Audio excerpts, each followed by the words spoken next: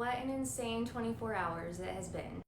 I am going to be answering some questions over the videos I made yesterday. If you have not watched them, go watch them because this will make absolutely no sense to you if you have not seen them. Here I have wrote down the most asked questions, but before I get into that, I just want to say first of all, I am so thankful to everyone for their sweet comments. I am thankful for the people who shared their stories, and I'm also thankful for the people that offered me criticism. I'm very good at taking constructive criticism, and at the end of the day, it's my first time here on earth too. I'm still growing, I'm still learning, I am still trying to become the best version of myself that I can possibly be for my son. So thank you all. Okay, let's get into these questions. The first question that was asked a lot was, are his parents involved? No, they are not, and no, they have never been.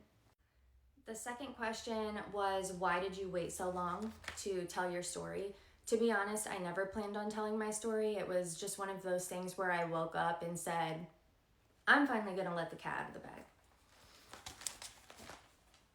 The next question that was asked a lot was, is he still a Marine? To my knowledge, no, he is not. I don't know how long he was in the Marines. Like I said, everything that I know about him is against my will. I've never asked for any of it. People just tell me things randomly because, like I said, we live in a small town and it was the talk of the town for years.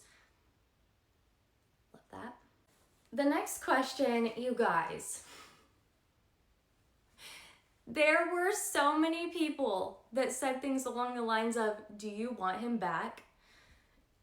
You guys, do you know the definition of insanity? Because that is what I did from the time I met him until the time that I had my son, okay? The definition of insanity is doing the same thing over and over and over and expecting a different result. There was a day where I woke up and was like, oh, there is a brain up there.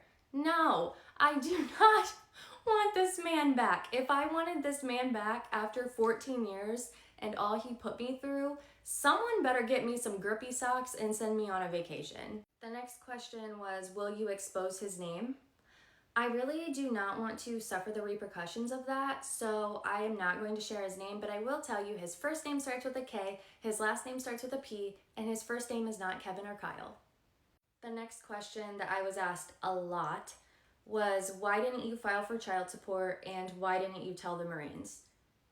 When I tell you this question was in my own head every single day, the fact of the matter is I have never been the I'm gonna get back at you type of person, or you did this to me, so I'm gonna do something terrible to you.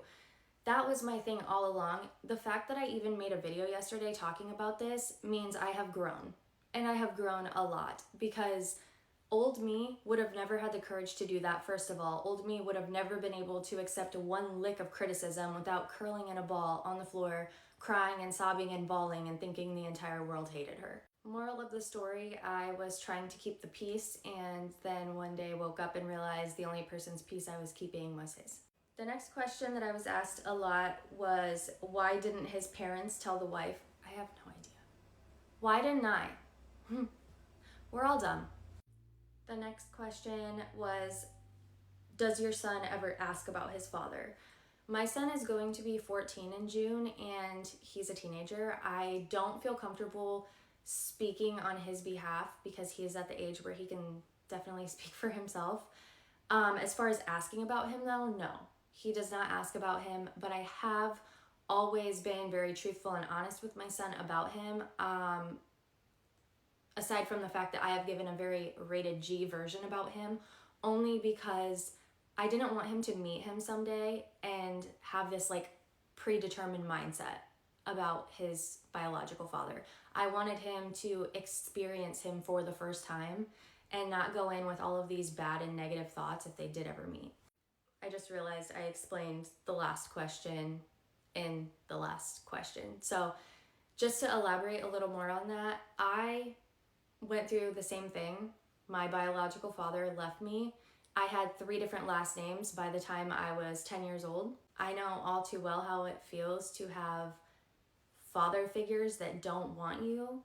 And I went about this with my son the way that I wish it would have been went about with me. I saved this question for last because it has nothing to do with any of this, but a lot of people asked how old I am. I am going to be 35 next month. I again want to say thank you so much, not only for the people that were super sweet and supportive, but for the people that left constructive criticism, and even the people who left pretty harsh remarks. I was like, gosh dang, you guys are crazy. But I mean, in all seriousness, I completely support that, because I read your comment if it is a mean one, and I go and rewatch my video and I say to myself, okay, how did they gather this? What could have made them feel this way? And I reflect on that. Then I find myself getting to a point where I say, oh wow, okay, I see how they could have gathered that. So I am trying to explain things to the best of my ability so you can understand. I have a lot of regrets throughout this process. I know I was too nice. I've been told a billion times that I was too nice. I know that, but at the end of the day, I can forgive myself for being too nice. I can't forgive myself for being a monster. I truly can't. And just because somebody was terrible to me does not mean that I can be terrible back to them and sleep at night. It's not about protecting him or protecting his feelings or, making sure that he sleeps soundly at night. It's just living with myself after my own actions. That's what I struggle with. That is why I'm overly nice to everybody. I forgive very easily. You could do the most terrible thing to me today, and by tomorrow, I'll be giving you a hug saying, it's fine, it's okay. I have always been that way. Always, always, always. I will never change in that.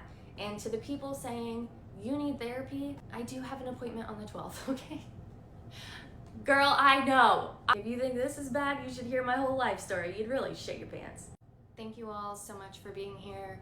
This is probably the last video I am going to make on this, because I want to go back to the regular scheduled programming of happy, positive content.